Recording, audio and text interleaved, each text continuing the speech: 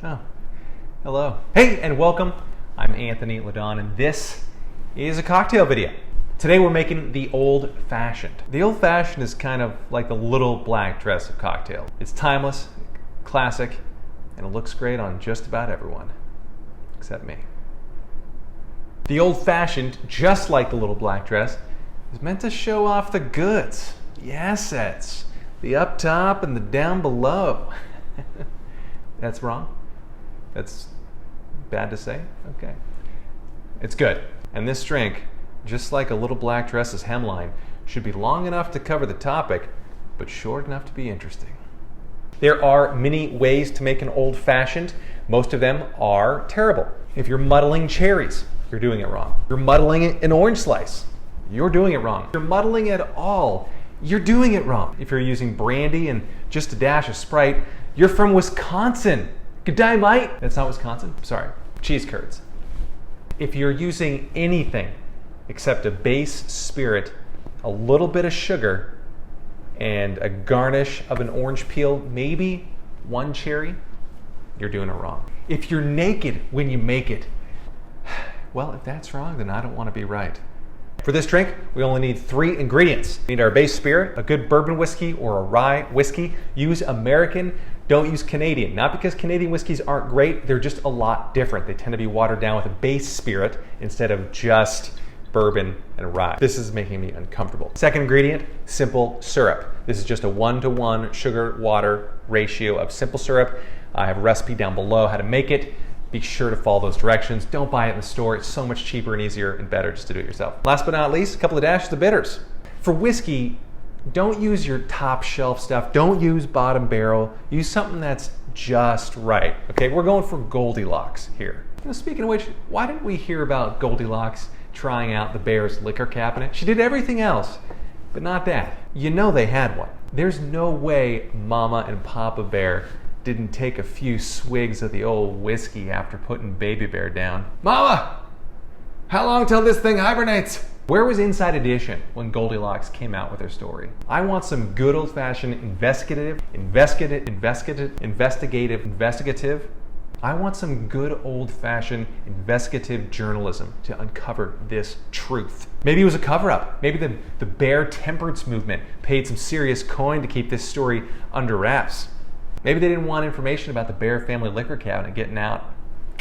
Could be. And I'm pretty sure Goldilocks sampled all of their liquor. You know she was in there just getting completely hammered. Why else did she try out the beds? Look, all I'm saying is, if I'm some sort of curly blonde-haired shiftless hobo and I break into a bear's house and start sampling everything, the only reason I'm sticking around and falling asleep is if I've sampled a little too much from the honey pot, if you know what I mean. That's not what that means. What does it mean? Oh, okay. So here's the recipe. 2 ounces of bourbon whiskey. I like using High West, American Prairie Bourbon, or rye, Knob Creek rye. Today we're going to be using Rowan's Creek because that's what I grabbed out of the cabinet. 2 ounces straight into a double Old Fashioned glass with 1 rock in it. 2 dashes of aromatic bitters. You can just use regular old Ango for this. It's good. Last but not least, a little sugar to sweeten it up a bit. You can use anywhere from a 1/4 ounce to 1/2 ounce. We're going to go a little bit lighter and go closer to a 1/4 ounce today. We can always add more if we want to. Last but not least, let's give it a little stir.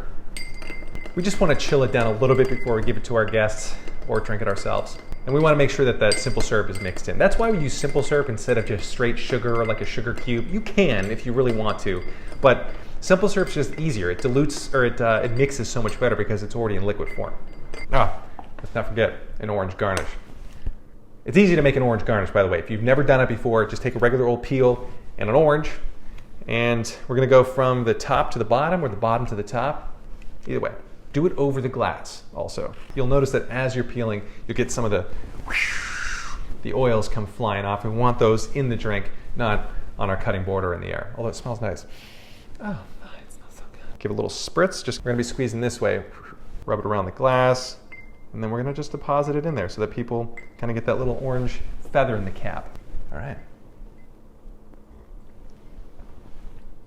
Oh, that's so good. This is such a refined drink. I feel like Don Draper already, you know what I mean? You fire. Sorry? That's not who that is? Who is it? No. Okay. Say hello to my little friend. It's not him either? I don't know. You can still feel a little bit of the whiskey burn. Like, it's not totally burning, but it's got enough sugar just to kind of cut it a little bit. And the bitters helps everything meld together. It's got a nice scent. Oh, that orange peel is so perfect in there. It gives it a nice little citrus vibrancy. Yeah, this is good. You can make this as kind of a pre-dinner drink, after dinner drink, during dinner drink. You can have this just for dinner. Oh man, it's so good. All right, if you like this drink or if you like this video, be sure to subscribe. You can click here. I don't know, I never know where are they? Here? No, here? You're no help. Yeah, you can have this. Subscribe if you want. It's like click my face. I think my face is up here, not this face, or this face. I don't know which one has the face. There's also other videos. I don't mean to distract you from those. Those are great. Maybe there?